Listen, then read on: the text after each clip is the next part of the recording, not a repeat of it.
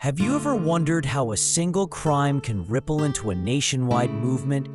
Today we're uncovering how true crime stories don't just shock us. They can expose deep injustice and push societies to change. In the next 10 minutes, we'll look at historical and modern cases, trace the mechanisms that turned private tragedies into public reform, and give you clear takeaways for how to recognize and respond to systemic injustice. This channel breaks down complex social issues into clear, actionable insights. If you care about justice, please like, subscribe, and hit the bell so you don't miss our weekly explainers.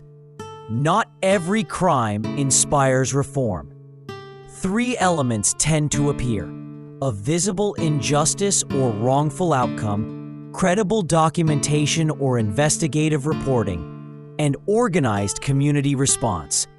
When victim stories meet media attention and sustained activism, public pressure builds and institutions are forced to respond. Let's look at concrete examples.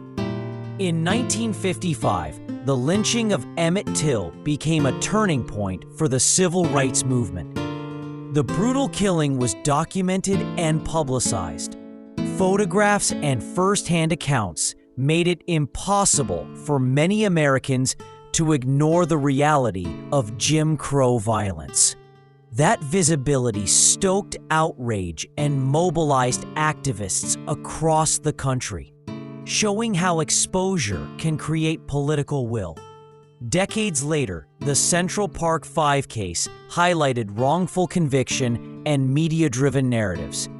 Investigative reporting, legal appeals, and DNA evidence eventually led to exoneration. The case revealed failures in policing, prosecutorial misconduct, and the power of public narratives, and it spurred conversations about reforming interrogation practices and managing media coverage. More recently, high-profile deaths and shootings have energized movements like Black Lives Matter. Social media accelerates visibility. Videos, hashtags, and grassroots organizing can create near-instant awareness. These tools amplify stories and transform individual incidents into sustained campaigns for policy change, from police oversight to legislative reforms. So what connects these cases? Evidence or imagery that undermines official narratives.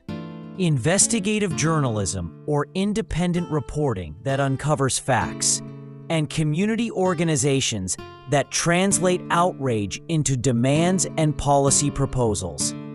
Understanding these mechanics helps citizens distinguish between fleeting outrage and movements capable of winning reforms. What case made you want to learn more about systemic injustice? Share in the comments. And if you've read a great book or seen a documentary that explains one of these cases well, drop it below. I'll pin the best recommendations. If this video helped you understand how injustice becomes visible and actionable, like and subscribe for more explainers. Check the description for verified sources, reading lists, and organizations where you can learn or volunteer. If you want an episode focused on a single case, say Emmett Till or the Central Park 5, tell me which one. Thanks for watching. Remember, exposure is only the first step. Real change requires sustained attention, informed action, and community power. See you in the next video.